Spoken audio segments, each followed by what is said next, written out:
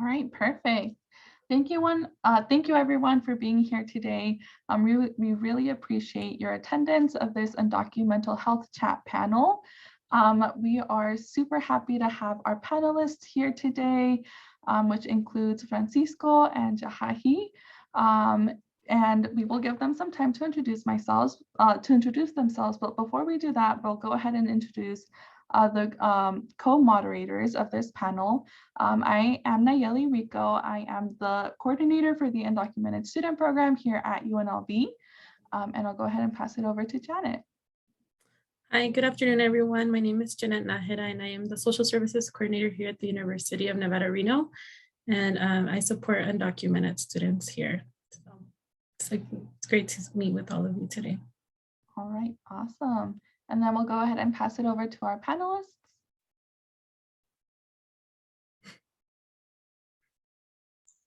I could go ahead first.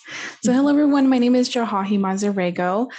I am a clinical social work intern, so I currently provide therapy here in Northern Nevada, but I was the first social services coordinator at UNR and also the first social worker in the state of Nevada to openly support undocumented students in higher education. And so a lot of the services and resources now provided in the schools sort of began with me, but it was a continued effort with a lot of the administrators and faculty members in the different colleges in Nevada. But now I do therapy, and I get to do therapy with those who don't traditionally have access to therapy. So I work with a lot of Latinos, undocumented folks. And I always tell people that my favorite group of people to do therapy with are young Latinos and also our Latina moms. So much fun, and I'm more than happy to talk more about that later in the panel.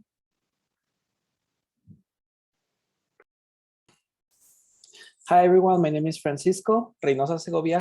I am a doctoral student here at the University of Nevada, Reno, the clinical psychology program.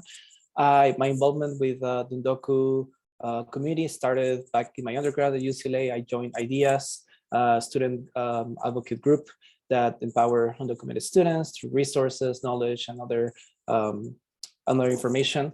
And after that, I was very involved as an activist in 2016 with the previous administration where DACA was about to be repealed. I was able to march in downtown LA for DACA not to be repealed. Subsequently, I transitioned to UNR, and here I've been delivering services, evidence-based services for the most part to the undocumented community. Like Jahagi mentioned, I also serve primarily women who have experienced domestic violence, traumatic abuse during the immigration process. And I'm very fortunate to be able to work with this population and continue providing any type of care and activism to the Undocu community. So I'm very happy to be here. It's good to see everyone.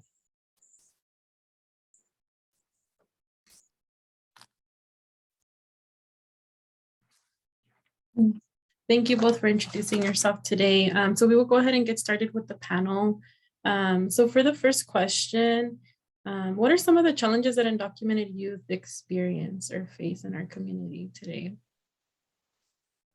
When I worked at the university, one of the things that I've noticed that undocumented youth, face is understanding what it means to be undocumented, and also trying to educate others that not everyone has access to DACA. And I think a lot of the undocumented youth who are currently starting and to transition into college do not have DACA, didn't have the opportunity to apply even in the short time that it was available about a year ago. And so kind of coming to terms with it and understanding, what does it actually mean? Can I still go to college? What does it look like to go to college? Which I didn't mention that I grew up in a pretty dominant immigrant community. My parents are Salvadorian and they're refugees from El Salvador.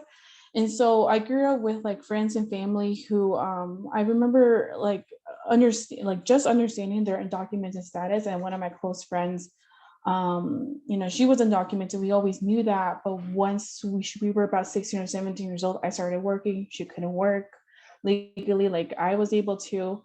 And so then I saw her mental health deteriorate and her isolating herself from us. And so now I see that as a therapist coming up more often. And so, and I hope to talk more about what that actually looks like a little bit later, about the self-isolation and the depression that goes with it. But those are the common things that I noticed in the work that I did at UNR and the work that I'm doing now. Yeah, like Jahagi was saying, I think everything starts from this confusion behind the terminology. What's DACA? Who's DACA? What's a dreamer? You know, why is that they cannot become citizens? Why do they come here? So a lot of those nuances really contribute to the problems and the mental illness that DACA youth experience, as well as their family members. So for instance, in mixed status families as well, right? Your parents might be undocumented, the youth may be DACA. So the expectations and the norms hit individually every member of the family at different levels. So it's super important to consider the contextual factors and the unique experiences of these individuals. So in doing that, like Jahai was also saying, so some of the challenges that I experience, primarily their mental illness, it could be, you know, feeling depressed, feeling isolated, feeling anxious, not being able to, you know, feel good in this setting. So my parents are from Mexico, but then here people don't recognize me as a fully American citizen. So I'm in the limbo, you know, where do I belong? And some of this confusion and nuances and the stigma and all these negative beliefs towards immigration do have a very negative impact in individuals that sometimes, oftentimes needs to be addressed, and, you know, not just pretend that it's not happening or that I can cope with it. Sometimes it's very important to seek out help, speak out about it, and, you know, get the information right. Yeah, and especially the identity development. I think this is very common within undocumented folks, but even as first generation Americans, is understanding, can I be bicultural? Can I be both? What does that actually mean? Am I able to claim this identity and not claim this? But, you know, what I would tell people, you can claim all of them. If they speak some truth to your experience and to your your experience as a person, then that is who you are. And you can also be bicultural and multicultural at the same time, right? There's this idea that we have to choose one or the other, because I think America, United States, and how our system functions only allows us to be representative of one identity, but that's not necessarily true. And I think this feeds into the confusion of a lot of undocumented folks to saying that I feel American, I am Americanized in every way, but my immigration status says that I'm not. So where do I fit? And so this goes into not being validated by these systems, and that the invalidation causes mental health issues. And this is where the anxiety and depression comes in, even more so in higher education. Though we try our best in higher ed, we don't always do a good job validating students' identities and experience.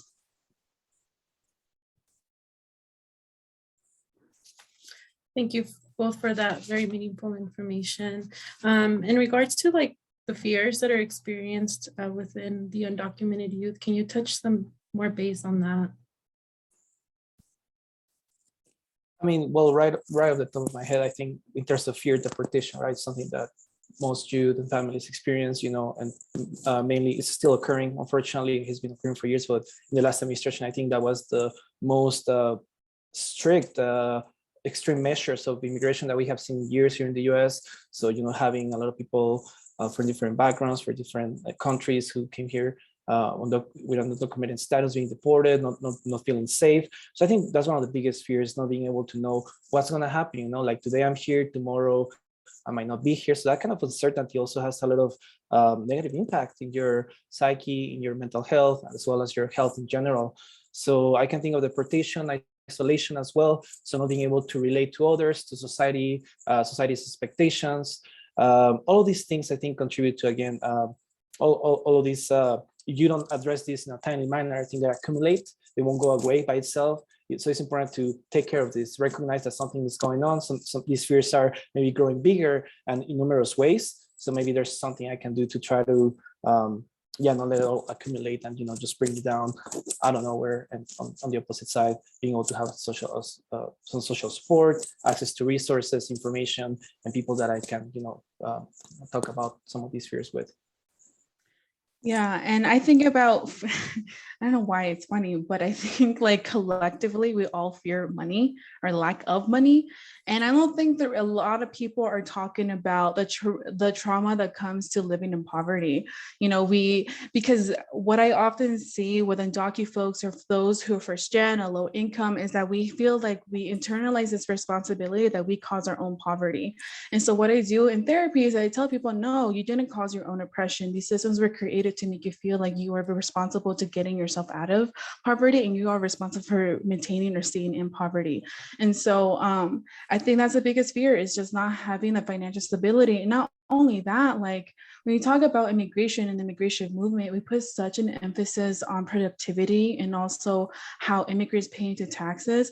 And though I know that's like an appropriate, like not an appropriate, an argument to justify why we need immigration reform, is also extremely harmful, because it's very able focused and very ableist to say that, you know, in order to get immigration reform, we have to have a group of people who are be able to be productive, and regardless of their disability, regardless of their mental health issues. And so, you know, I just want to put that emphasis, is that poverty can be very traumatic, and that does affect you. And then it doesn't help if you have certain disabilities or mental health issues that doesn't allow you to be productive, because this feeds into this internalized struggle that you currently have. And so, you know, it's much more than paying for financial aid or paying for your basic needs.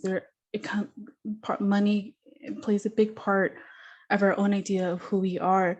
And so, and I hope to, you know, give you guys a plan to see that immigration movement is a focus on productivity and also capitalism and money, that we internalize it. And so again, what helps with that is therapy helps, and also community building as well. So if you feel kind of isolated and feeling like, you know, I am not productive, I don't know what goals I have in college or what I'm going to do, connect with people. And that's where you find some type of liberation and validation from your own experiences. Yeah, super important. Finances are a huge deal. And like she was saying, Jahagi, that, well, resources are very limited for the undocumented community, right? It's not like you're a US citizen, you have access to social security, unemployment, food stamps. Resources are very, very limited. So that's a huge factor, right, into your, it's gonna bring it's a huge stressor into your life. How am I gonna pay rent? How am I gonna pay for my books? How am I gonna pay for transportation? How can I, if I have a car, how can I drive? You know, here in Nevada, locally, they allow people to work with undocumented status to drive with a license that says so. But again, the uncertainty is the same. My license is different from other people's who, you know, who are US citizens. So all these fears definitely play out an important role in how you're gonna, you know, being able to feel calm, right? Being able to perform well in your educational achievements, being able to live your life, enjoying it every day. You have all these stressors or these fears that won't let you just, you know, enjoy all of these things. So I do truly admire the resilience, the determination of the undocumented community, the DACA students who don't give up, and still, despite all these barriers, all these stressors, they are super resilient. And it's just amazing. It always amazes me how well they can cope with all these stressors and, you know, with these limitations that they live on a daily basis. It's impressive. Thank you both. And as a follow-up question, when referencing family issues, what are some family issues that undocumented youth experience or face that you see commonly in your profession? Yeah, so what I see and what I love to talk about and practice is boundaries, and talking about the dynamic within an immigrant family. I'm not sure, I'm on TikTok all the time during in between session. Also, it's just fun as a distraction. But I am on eldest daughter of immigrant family TikTok. That's the side that I'm currently on. But it speaks a lot of truth to the dynamic of an immigrant family, where the eldest daughter or the eldest child is financially responsible, emotionally responsible. I want to put an emphasis on emotionally responsible for the entire family. So how that translates in adulthood is that young adults, especially undocumented youth, have a really hard time implementing and maintaining boundaries because there's the feeling of guilt is that I have to be excessively available to everyone, even though my mental health is being compromised, even though my academic goals are being compromised. And so not only that is that in just like immigrant family, but also Latino communities and also any collective community, like we put such an emphasis that if you're suffering, we also all got to suffer at the same time. If you're exceeding, then we're also exceeding at the same time. Beautiful thing, wonderful to be in a collective group, but it can be really harmful for our own mental health and emotional health if we're not setting boundaries with that. So I think that is one of the common issues that I see in my practice is the difficulty in maintaining boundaries for yourself, because it's not normalized to center our own emotional needs in immigrant families. And so what I have to say with that and giving tips to people and then trying to implement boundaries is that it's hard, it's uncomfortable. The hardest part is maintaining the boundary, but once you're able to maintain it, you'll find that once you center your needs, then everyone else around you will also get the domino effect and they will also be doing okay. So it takes practice though. I completely agree with that. So boundaries are huge. And again, we sometimes forget to set our boundaries within our family and our social circles. So, and like she was saying too, like it takes practice. It's not like, oh, this is something I'm going to learn out of nowhere. No, it takes practice. It doesn't work out the first time. You have to keep practicing. So definitely boundaries are going to bring peace to yourself and to your goals that you can, see, prioritize your goals, what you want and not what other people are trying to impose upon you in any given context. Another thing I wanted to ask, I wanted to share with you guys personally here at the clinic, some of the issues that I have seen with families are the differences in values, right? So people who migrate from Mexico and, they have lived there most of their lives until the late 60s, late 50s, and they have all these values that have been embedded into their lives, such as, respeto, families, and you always have to be close to your family. And over here in the US, it's not so collectivistic, but these values is more individualistic, right? Like people by 18 are supposed to move out, they're supposed to have a job, they're supposed to have their families. So there's a clash between this set of values from other countries in Latin America and other places and here in the US. And it's sometimes hard for family members to reconcile these values. And that's what gives way to a lot of conflict within the family. Like I expect my son to do this, but he's not doing. He's still, he moved out. We don't have a good communication. He doesn't help me the way he's supposed to. He doesn't reach out. He doesn't call me. So I think those are some of the most common conflicts that I have experienced here at the clinic personally. Another one would be the roles, especially the gender roles, right? For women, especially the machismo and the patriarchy, and I can include myself too. I was born and raised in Mexico City, so I had this ideology of how women were supposed to play out, the roles that they were supposed to do. And coming here into the US, well, I realized through education, my own experience, I realized that's not the case. There's so much that women can do besides, staying home and having babies and taking care of them and the family, right? They could go to college, they could get an education, they could become politicians, they could get positions of power, right? And that's totally fine. So I also see this with my clients as well, that, they expect their girls, their daughters to stay home and maybe fulfill some of those old school traditional expectations in their gender roles. But however, here in the US, we see that there's more opportunities to those roles to be fulfilled. I want to give a little bit more about the boundaries thing, because I just thought, well, maybe not everyone knows what that actually looks like.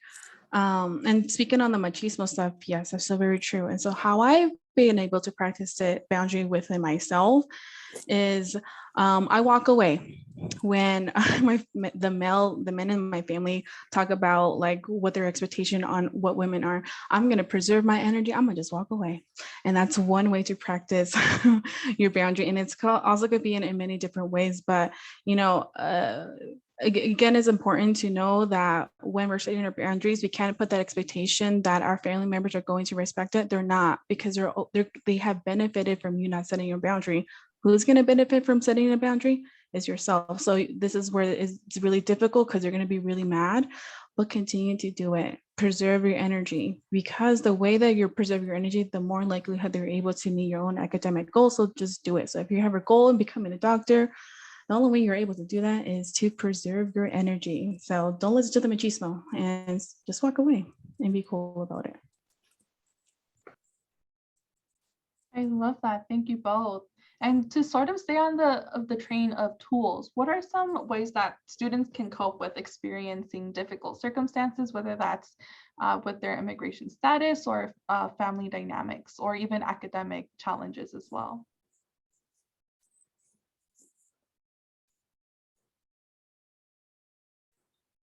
Well, I would say there's several ways in which you can cope with these adversities, especially as a undocumented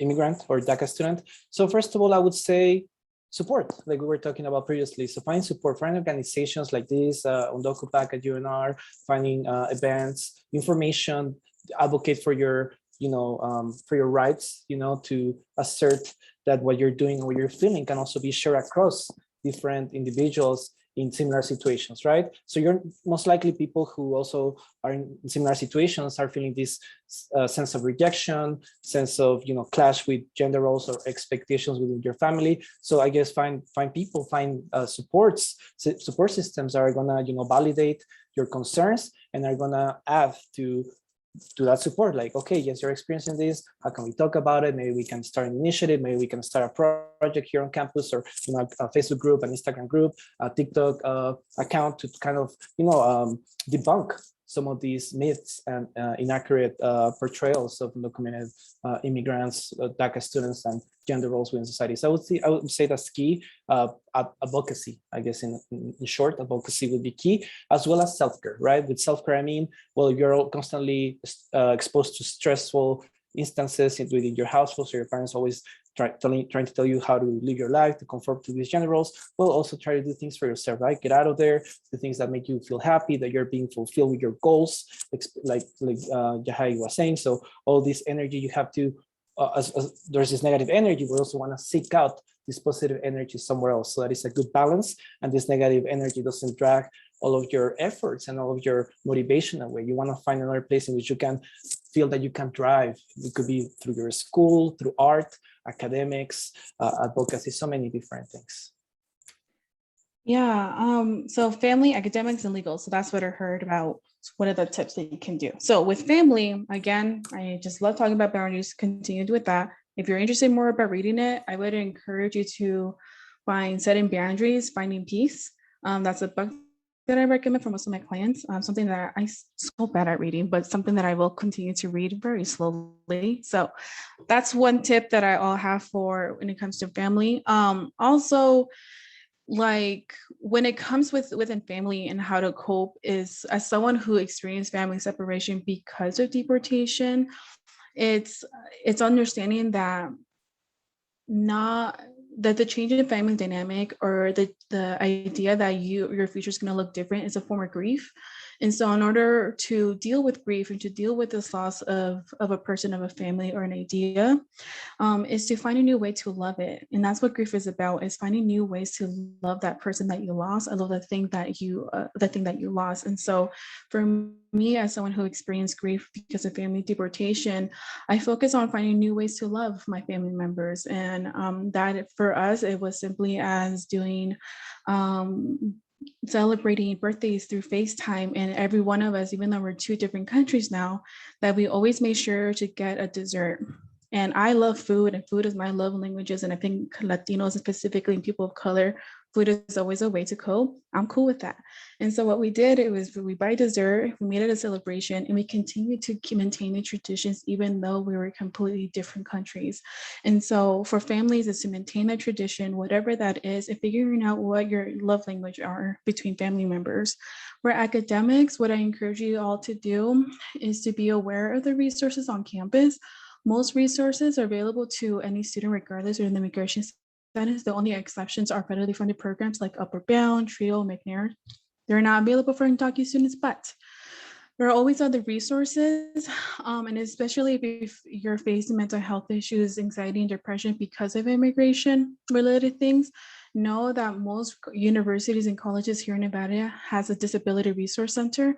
So what that means is that you could get special accommodations. So if you have so bad anxiety and taking an exam causes more anxiety and distress, you could get a special accommodation for that. So know the resources, regardless of your immigration status, use it. More students should use it, but they don't.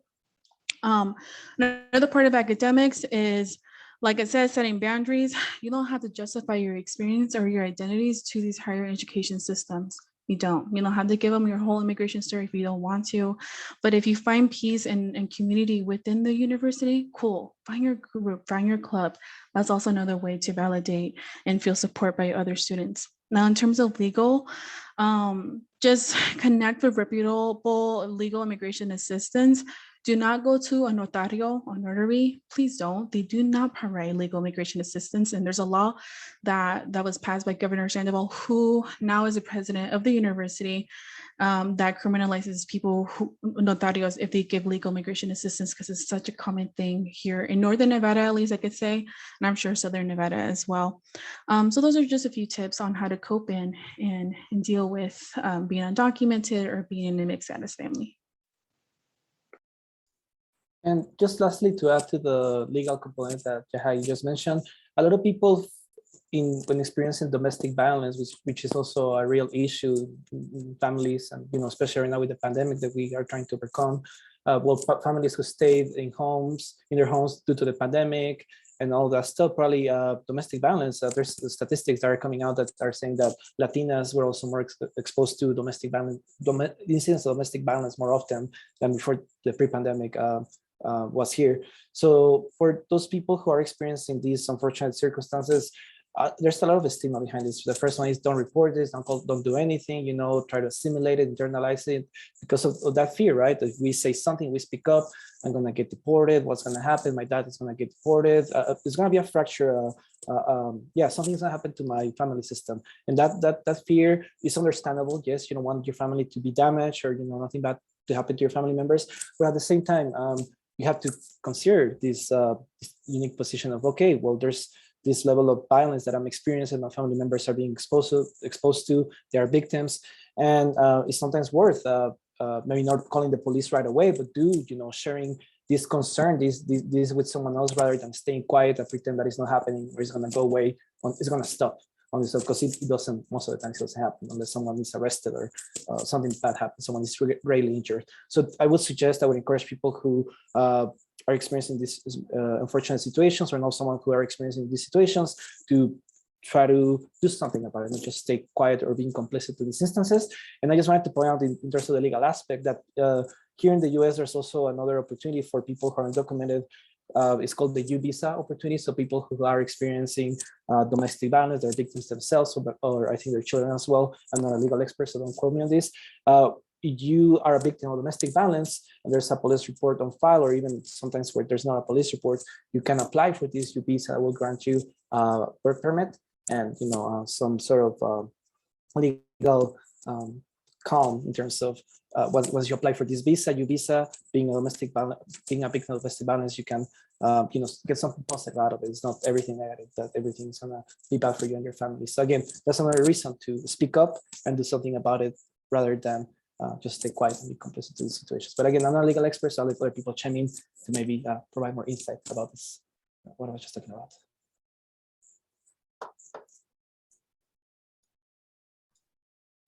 Thank you.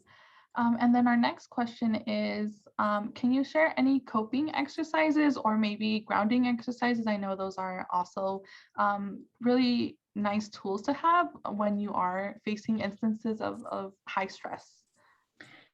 Yeah, so a few that come up to mind is that most of us who have like excessive worry or constantly overthinking is that we have this internal dialogue that's like continues to play in our head. And so what I hope that people do more often is actually say it out loud, like speak to yourself out loud, because I think it's harder to actually, because we justify our excessive worry and anxious thoughts when we say it in our head. But once we hear it out loud, we find that a lot of the things that we're worried about are not things that we should actually be worried about.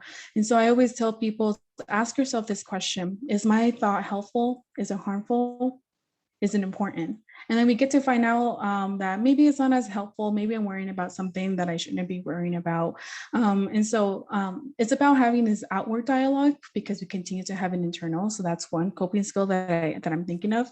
And also meditation. Now, I always feel like this is so granola of me of talking about meditation, because when I first heard about it, I was like, what are you talking about breathing? That's not going to help. But it actually does. And this is why, because when we think about anxiety, we think about it just as an emotion and thought, but it's actually very physical. Anxiety can also, it's muscle tension, stomach issues, headaches, this desesperación, like your heart palpitation, this restlessness, that's all related to anxiety and related to stress. And so what really helps with that is being more mindful about the physical symptoms that we feel, because the physical symptoms are usually warning signs, hey, you're about to freak out, you're about to have an anxiety attack. So once we address the physical symptoms by breathing deeply, that usually helps. So if most people here have Netflix, Headspace has a show called Headspace Meditation, and they have 5, 10, 15-minute breathing exercises that they will tell you on how to do it. And it's super cute because it has cartoons, and I like talk about mental health with cartoons, so make it fun, right? YouTube videos also are very helpful too. But those are two things that I encourage people to do. Have this outward dialogue instead of internal, and do some meditation, whether that's breathing. Breathing usually helps me. And so I hope those help. But Google is a really great resource sometimes. But I'm telling you, Headspace on Netflix is a really good source. Yeah, so I agree. Again, mindfulness or meditation is huge. It's getting a lot of, there's a lot of evidence, again, rising to suggest that mindfulness and guided meditation are very effective to decrease distress, feelings of distress, anxiety, as well as when you have a physiological illness such as back pain or something hurts. Mindfulness has been proven to be very effective. So yes, I would encourage everyone to check it out if you haven't done so. There's many resources on it. I was trying to look up some from UCLA, which they provide free guided meditations in English and Spanish. So I'll try to go ahead and maybe send that out in a later email because I couldn't find it right now. I apologize. Another thing, I like to use these crisis skills with my clients as well here at the clinic. It's super easy to use, and I think it can also help people to cope with these adversities in life. So these crisis skills very much consist of asking yourself 2 questions, right? So when you're in this crisis mode where you don't know what's going to happen, there's uncertainty, someone might get deported, I might, stop going to school tomorrow, I cannot afford to pay rent tomorrow or my fees. You want to ask yourself these 2 questions to kind of, calm down a little and reassess your options and how is it that you can solve this adversity. So the first question would be, okay, this crisis, is there something at this particular moment right now that you can do to fix it? Can you solve it at this particular moment? If the answer is yes, go ahead, try to do what you can, get a loan, apply for a loan, get someone else to let you borrow money, look at your options. If the answer is no, I cannot do anything to solve this particular problem right now, right? It's outside my control. You have to recognize that, maybe like the pandemic, right? No one was envisioning for the pandemic to happen. No one was envisioning that we would be locked down for a whole year, that so many things would change, that family members would pass away. So this is when you answer this question with the no, is that maybe it's outside my realm of control. There's nothing I can do this particular moment to fix the situation that is outside of my control. And this would be in the more systemic level where, the laws, the judges, the hearings, all these things, unfortunately, there's not much as individuals that we could do to change those outcomes. So again, first question, is there something I can do to fix this, solve this at this particular moment? If the answer is yes, go ahead, try to solve it. No, then you want to ask yourself the second question that I'm about to share with you guys. The second question would be, okay, what is it that I can do at this particular moment with this given crisis that I can do to try to overcome this situation, right? So this is, again, we're trying to identify what is it outside of my realm of control, what is it that I can control, and what can I control, try to identify that first. And then secondly, once I do this, try to work on what is it that I can do to get this solved, which is within your control. Okay, I can try seeing a psychologist, seek out mental health. I can engage in self-care. I can eat healthy in the meantime, try to stay healthy for whatever is to come. I can reach out to people in other countries to, prepare for if I have to go back, or someone else is gonna be there. You could do all these things. So again, it's a matter of where you wanna invest your energy. If you invest your energy stressing out about something that you cannot fix, it's not gonna lead you anywhere. So you wanna invest your energy wisely in something that you can control and make the best out of that outcome. So pretty much life, what I'm trying to summarize here is life sucks. Sometimes there's nothing you can do to try to fix it, but you have to do your best out of these adversities, right? You have to work on what is it that you can do that is within your control and make the best out of that situation. Pretty much that's one way of looking at these adversities. Yeah, and I think I want to add is not everyone is versed on how to communicate what they're feeling and what they're experiencing. I think for, Francisco and I, this is the work that we do, so we know how to say, well, I'm feeling like shit, right? But there's also I think it's important to utilize your community. And what I mean by that is connecting with people who have the same identities as you. And also looking into art, looking into paintings, look into poetry, look into books, because I think when we talk about, therapy, it's so like Eurocentric, where we just are focused on diagnosis and things like that, but really healing and addressing our mental health issues can be really beautiful and artistic. And what I mean by that is finding people who already know the words on how to express their feelings and their experiences, because I think for me, as someone who felt really isolated during the deportation of my family, I didn't know how to say that I was feeling bad or sad or I'm grieving because of the family deportation. What really helped me was finding Salvadorian writers and poets who experienced what I experienced. And they gave me the words to say, hey, this is how I'm feeling. And so art can do that. Art can give you those words. And so when you're ready to seek out therapy, you are able to feel a little bit more confident telling the therapist, I feel like crap because of this, right? Also, you don't have to prepare to go to therapy.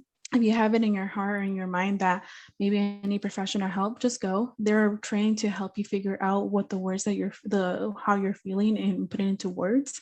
And that's what I love doing. And I think there's this fear that I'm just gonna dump all of this trauma and all of these feelings on my therapist. That's great, do it. This is our job. We want you to tell us everything. I want to know everything because it helps me to help you. And it helps me to support you too in the way that I can, that is culturally sensitive and that's specific to you. And another thing too, you'll find that most of our parents have anxiety and depression. They just say it, there's this physical symptom. My mom always has dolores. She always has pain. And now I know as a therapist, Mama, you just got anxiety. It's cool. I got anxiety too, right? And to normalize it as well. And so that's what I also try to do, even within my own circle with my cousins, my tios and my tias. When they talk about pain, I'm like, maybe it's anxiety. I got that. Don't worry about it. Let's talk about it. But it takes a lot to even identify what it is. But the fact that you all are here just is an example of that. You're ready to address your healing, to start your healing process if that is what you're interested, or to be educated about what mental health looks like in immigrant communities. And I'm happy that you're doing that just by being here. Yeah, really quick, I just wanted to add to what she just said. So yeah, I mean, it's normal for us as humans, right, to have these natural emotions. We have them for a reason, feeling sad, feeling angry, feeling upset. We have them for a reason. So repressing them, like she was sharing, like, oh, I shouldn't be feeling this because I'm not weak, or, machos, we're supposed to be strong and no llores porque no eres niña, no eres marica. No, that's not the right way to go about it, unfortunately. Like I said, we have these emotions for a reason. We need to use them once in a while, and we have to use them once in a while, right? That's why we have them. So the most important thing to gain out of this is that, yes, we're all gonna feel sad, depressed, anxious, scared. That's okay once in a while. It's not okay to feel sad once in a while. Now, when it says that you want to seek out professional help, go see a psychologist, that is recommended. There are two main things you want to look at when this is the case. So the first one is when these emotions are triggering a lot of distress in your life, right? That you're always worried, you're all constantly not able to enjoy your daily activities. When there's a lot of stress in your life as a result of these emotions, so being sad all the time, being anxious all the time, okay, there's a lot of stress in my life. So that's the first red flag we want to be on the lookout for. And the second one is if these emotions get in the way of you functioning in your life as you would normally do. So you stopped going to work, you wake up later than usual, you avoid going to a social place because of the anxiety, that is too bad, then maybe it would be worth getting professional help. Because again, these emotions, is very hard for them to, fix themselves or go away on their own. Again, I wouldn't be surprised or impressed if some of you folks would work on them on your own. You're very resilient. It's super impressive. But again, super important to not put your life on pause. And there's help, right? Like for instance, here in our clinic, the Dye Center, our services are free. We provide services free of charge.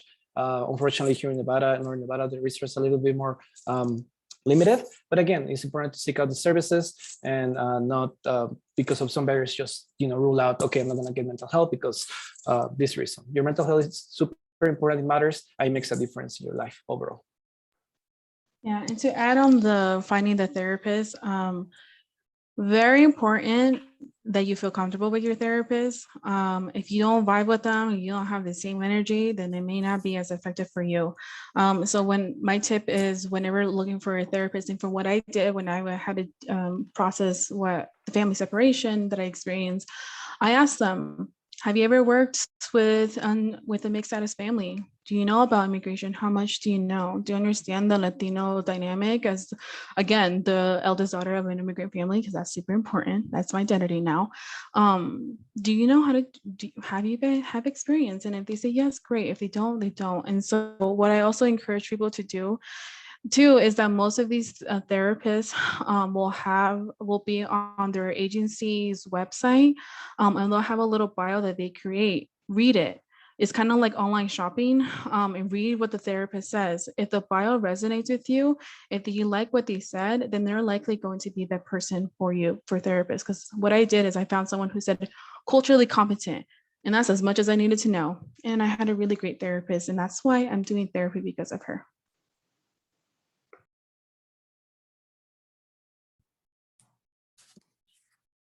Thank you both for all of this amazing advice. And thank you both for also posting a link to the coping exercises in the chat. So for all of the participants, you can access those links through the chat that Jahahi and Francisco posted. As far as services go, what are some mental health resources that students or community members can access in Nevada that you are both aware of? So here in Northern Nevada, and I'll try to speak on Southern Nevada as well, but here in Northern Nevada, we had Northern Nevada Hopes and Community Health Alliance, where you don't have to have health insurance to get therapy or medical care. And again, mental health also affects physically. And so if you're noticing physical symptoms, this is important for you to set up with primary care. And if they have mental health services, cool, get them both. There's also private agencies, and some of these agencies, especially if you don't qualify for health insurance, they'll have on their website, if they do not, they'll have sliding scale fee. And so that means that they'll give you a discounted rate for therapy. I would communicate that when you're calling to set up an appointment. Do you have a sliding scale fee? Do you have a discounted price for therapy? Sometimes if you say if you're a student or you have these certain identities, they're maybe able to negotiate with you. Now in Southern Nevada, I'm not too familiar what's available, but a lot of these community health clinics will have free or low cost therapy. And so I can't remember the names of them because I'm up here in the north.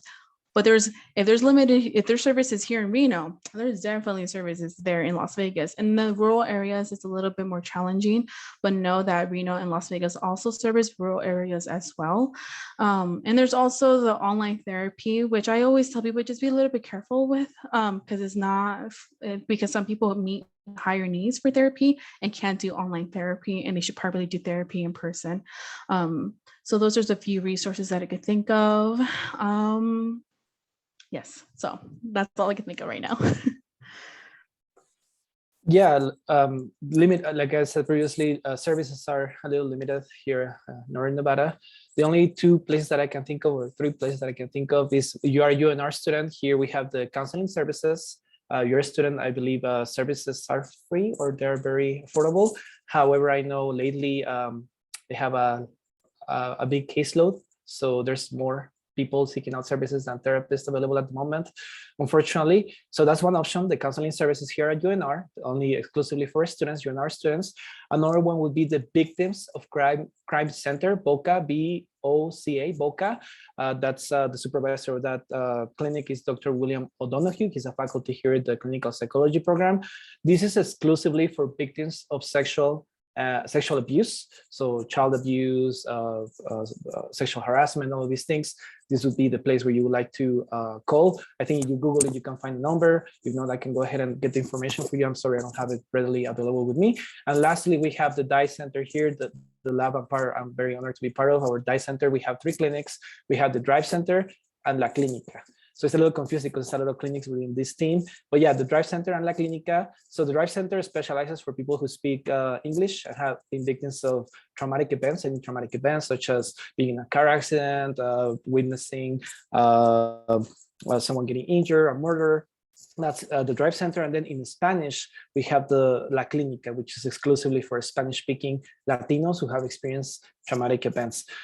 Similar to the counseling services, I don't know if it's because of the pandemic or what's going on, we do have a wait list at this moment, unfortunately. And yeah, we are short of therapists at this particular moment. So we're trying our best to accommodate everyone who calls us. So I apologize in advance, but yeah, don't be dissuaded by this. Again, always look out for services, seek out for services, and something will come up virtually. Yeah, and Francisco, I'm not sure if you know too much about, from my understanding, there's through the VOCA program, there's grants that pays for therapy as well, right? For those who are victims of crime. That's correct. That's correct. Let me share that with you. There's a website that do provide, the website and this grant provides financial relief, either for hospital bills, for therapy, and other stuff. So let me look up this website really quick and send your space. Yeah, so just know that there are like local grants and even scholarships to get therapy. This is where mutual aid comes in, where you have to connect, you not have to, but it's good to be connected with like local community organizations, because sometimes they'll have mutual aid or money to pay for someone's therapy. But really, I want to encourage you, reach out to certain therapists and say, do you have availability for someone who can't pay for therapy? But you could share a little bit. I'm undocumented. I experienced family deportation. I picked you because of your experience. And so sometimes as therapists, because as we go into this work because we care, our heart is like, yeah, I'll do it. I'll do therapy for you. But if we're able to do it, but really the best place to start is at school. If you are a student, there's therapy places on campus. And go there first because it's free most of the time. But if you needed to go outside, and this is where I tell you, go to like nonprofit health clinics, as they usually have therapists there. And that's where I work out of one. That's how I get connected with undocumented folks who don't have health insurance, but I'm still able to do therapy with them. And also, yeah, just sliding scale fee is really what I could recommend if you need to go outside of the university or college that you're from. Thank you both. And just to add a little bit more on the UNLV side, thank you, Adam, for putting the link for the UNLV mental health assistance. We do have our CAPS services center, which is the counseling and psychological services. And they do provide free mental health counseling to our UNLV students. All students are welcome to schedule an initial consultation with them, and then you can discuss concerns with your clinician, and then they'll recommend the most effective intervention path. The students do have to be currently enrolled in UNLV, and they don't charge any office visit fees. Some students are asked to complete additional specific assessments, follow-ups, so those might have a minor fee, but for the most part, they will discuss those fees with you beforehand. And then we do have the UNLV Care Center, which serves UNLV, Nevada State College, and College of Southern Nevada students, faculty and staff who have been impacted by sexual violence, relationship violence, family violence, or stalking, and they do have a holistic approach to the services that they provide. So they are also available. And then I'll pass it on to, oh, actually, I think we're in our Q&A section. Is that correct, Janet? Yeah, so we'll go ahead and open it up for any questions or further conversation with our attendees.